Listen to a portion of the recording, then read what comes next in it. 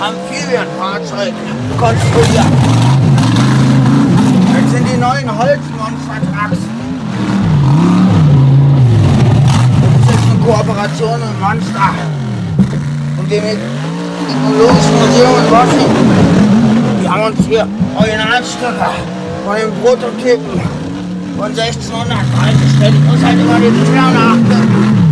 Wir könnten so ja durch den Eriesee durchfahren.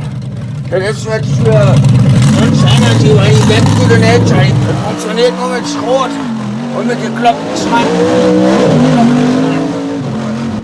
Ah, warte mal kurz, ich muss jetzt mit dem Fahrer kommunizieren.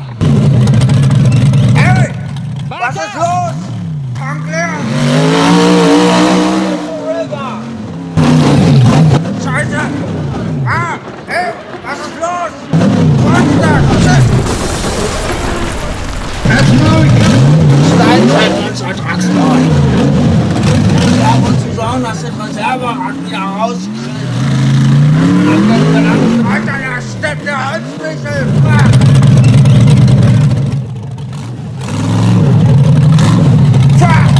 Boah! Scheiße! Boah! Ja! Alles dreht! Fuck!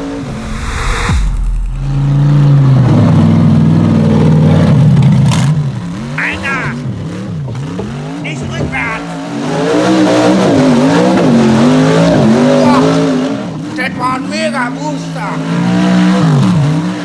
What's going on? Hey! Polizeier! Holy Maria! Das funktioniert ja nur mit Schrot.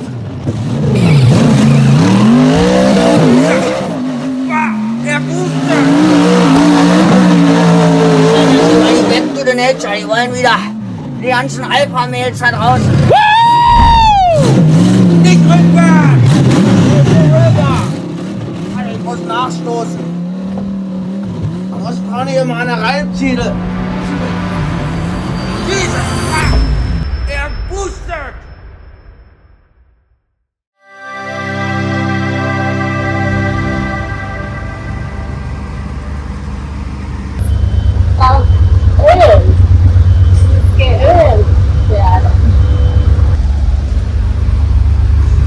In dieser Pneumatik ist ja Korrosionsschäden passiert. Hier die Riemen muss unbedingt schnell erneuert werden. Hier Schrauben ein paar neue. Hier in die gelbe Schraube kommt mit Airbrush ganz kunstvoll Spinnennetz drauf.